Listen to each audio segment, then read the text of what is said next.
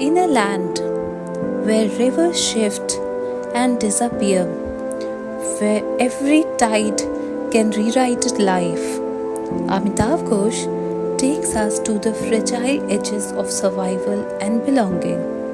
This is not just a story, it's a tide that pulls at memory, identity, and the unseen lines that divide us. Hello friends, welcome to my YouTube channel Prose with Priyanka.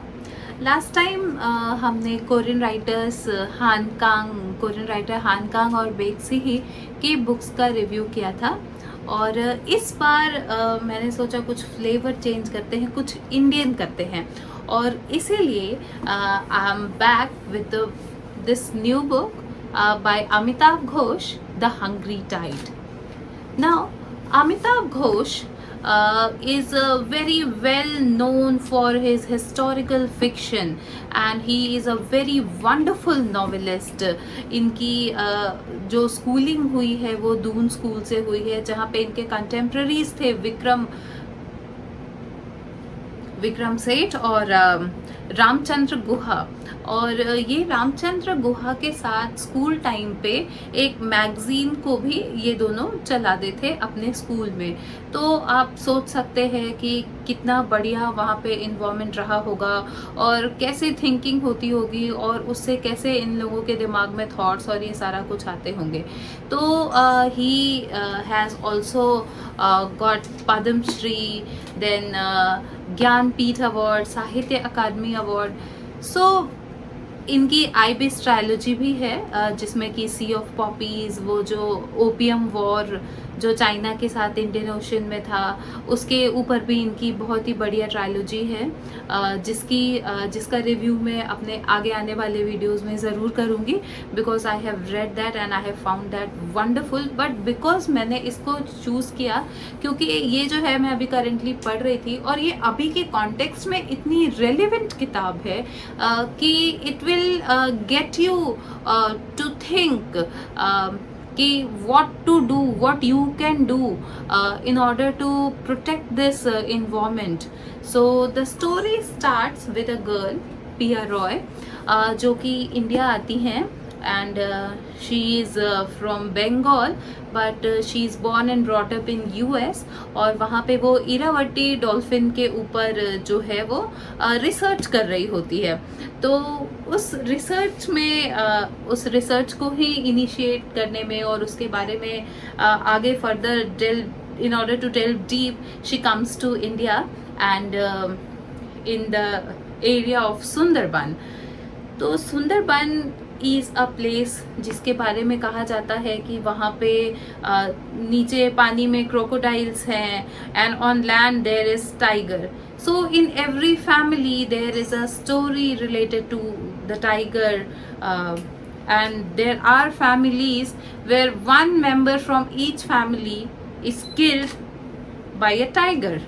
तो ये जो वहाँ पे है ऐसे legends है, ऐसे फॉकटेल्स है, बोन बीबी और दोखिन राय के बारे में, और ये इनकी एक दो और किताबों में इस फॉकटेल का इसमें मेंशन है.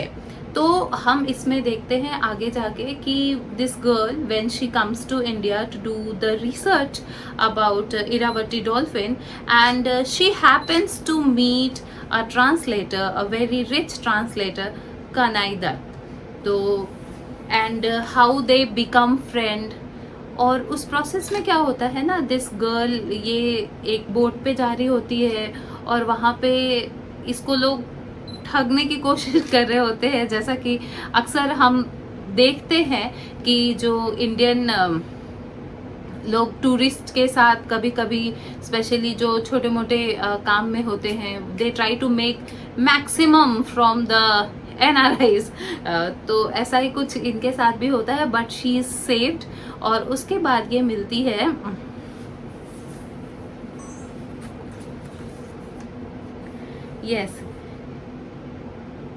She meets फोकीर. और फोकीर जो है वो एक सेलर है, एक उसकी एक छोटी सी बोट है जिसको कि वो चलाता है, और साथ ही साथ वो अपने बेटे को अपने साथ रखता है, उसकी वाइफ है जो कि नर्सिंग की ट्रेनिंग ले रही है, and we see like this is a very typical of all the Amitav Ghosh novel, where we see all the fragments, and then all of those fragments come together at the end, and we see that each separate phases, each separate section, each separate people become a single story. So that is what happens here. And we also see a different kind of connection that develops between Fokir and this girl, this marine biologist, Pia Roy, that how they are able to connect despite of the fact that she is not well versed in his language and he does not understand a single word of the language she is well versed with. तो एक हम ये देखते हैं कि when you get deeply connected to someone, you do not need a language. Your emotions talk, and that is what we see in this book. तो एक point पे हम लोग ये भी इसमें देखेंगे, जब आप इसको पढ़ेंगे तो आप पाएंगे this translator Kanai Dutt, he also gets attracted towards this girl, and फकीर जो कि एक सेलर है जिसकी एक बोट है, and how he understands the Sundarban, how he understands the river, how he understands the tidal waves, और वो उसके लिए उसको किसी मैप की ज़रूरत नहीं पड़ती, किसी कंपास की ज़रूरत नहीं पड़ती, क्योंकि वो उस जगह पे रह रहा है और वो दिन रात उसी वेव्स में काम कर रहा है, वो डॉल्फिन्स के साथ में काम कर रहा है, तो he is cohabitating with all those things, तो he understands them well, and he is of great help to Pia. So she is able to collect the data. This is what we see, and there is this also this description of Morchi Jhapi incident, and this Kanai Dutt, who we see, he is a Delhi based translator, but we see him in Bengal Sundarban area, because he has come to see his aunt, and his uncle has left a letter for him. So there is this he has come to read that letter, and this is how all the characters meet, और बहुत सारी चीज़ें हैं इसमें, तो अभी उसके बारे में मैं उतना ज़्यादा बताऊंगी तो फिर पढ़ने का मज़ा नहीं रह जाएगा, तो इसके लिए आपको ये पढ़ना पड़ेगा. And this book is full of wonderful lines. इसमें एक लाइन जो है ये मैं आपको पढ़ के सुनाना चाहती हूँ. It doesn't matter how many languages you know, you're not a woman and you don't know him, you won't understand. और ये जो लाइन है ये फकीर की वाइफ बोल रही होती है टू कनाई दत्त कि चाहे तुम कितनी भी भाषा बोल लो, पर तुम एक बात समझ लो कि you are not a women and you do not understand the things which a women understand. तो ये वही है. और भी ऐसे कई सारे लाइंस हैं जो कि आपको मैं बताना चाहूँगी. देयर इज दिस लाइन जो अभी मैंने जो आपको बताया था फकीर के बारे में, he didn't need any compass, tide and stars were his compass.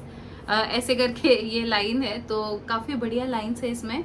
और आप ये देखते हैं, और एक ये पिया has spoken this where there is a tiger in the scene, और कनाई ये कहता है कि ये जो टाइगर है ये हम ह्यूमंस के लिए थ्रेट है और इसको मारना ही सही ऑप्शन है अभी के कॉन्टेक्स्ट में.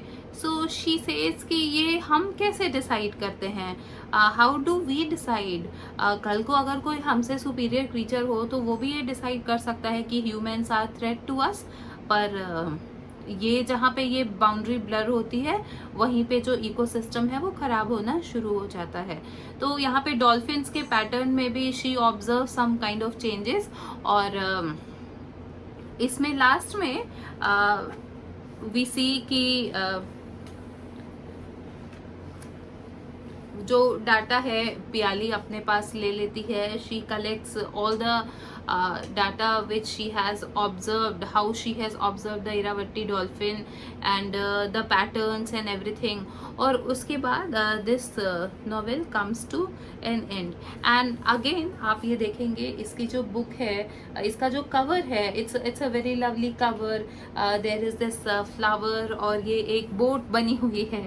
तो I just I wanted to read another of his book. I was actually, I had ordered The Great Derangement, लेकिन फिर मुझे ये cover दिखा and I found this very attractive, so I ordered this and I read it. So it's a very wonderful book, and obviously ये book wonderful तो होगी ही because it's done by and it has so many perspectives. It has that love, that emotional connection mentioned in it. Then we see that ecosystem, that again this जो इनका forte है अमिताभ घोष का historical fiction के लिए, वो भी हम देखते हैं मोची छापी इंसिडेंट में. So it's a full Amitabh Ghosh package. आपको इसको पढ़ के बहुत मज़ा आएगा और बहुत अच्छी किताब है. आप इसको ज़रूर पढ़िए. और जैसे कि मैंने आपको अपने लास्ट वीडियो में भी कहा था कि अगर हम लोग एक बुक रीडिंग सेशन कर सकते हैं, अपनी जो हम लोग जो ये किताबें पढ़ते हैं इसको लेके अगर हम लोग एक साथ आए और ब्रेनस्टॉर्मिंग करें तो ये बहुत ही अच्छा होगा. Because in those brainstorming sessions I will also learn from people. आप लोगों से मैं भी सीखूंगी और शायद मैं भी थोड़ा कुछ बहुत आपको सिखा पाऊंगी. So do let me know कि हम लोग ये कब और कहाँ कैसे कर सकते हैं. I will wait for this and I am looking forward to it very eagerly. तो आप मुझे बताएं कि आपको ये मेरा रिव्यू कैसा लगा. I am looking forward to your opinions, your feedbacks. और अगर आपको मेरा ये बुक रिव्यू अच्छा लगा तो आप प्लीज़ मेरे चैनल को लाइक करें, कमेंट करें, सब्सक्राइब करें और वो नोटिफिकेशन का आइकन भी ज़रूर दबाएं. इससे जब भी मैं नई वीडियो बनाऊंगी तो वो आपको पता लग जाएगा. और ये भी बताएं कि मुझे अगला रिव्यू कौन सा करना है. तो that's all for this video. I'll see you again in my next video. Till then, bye.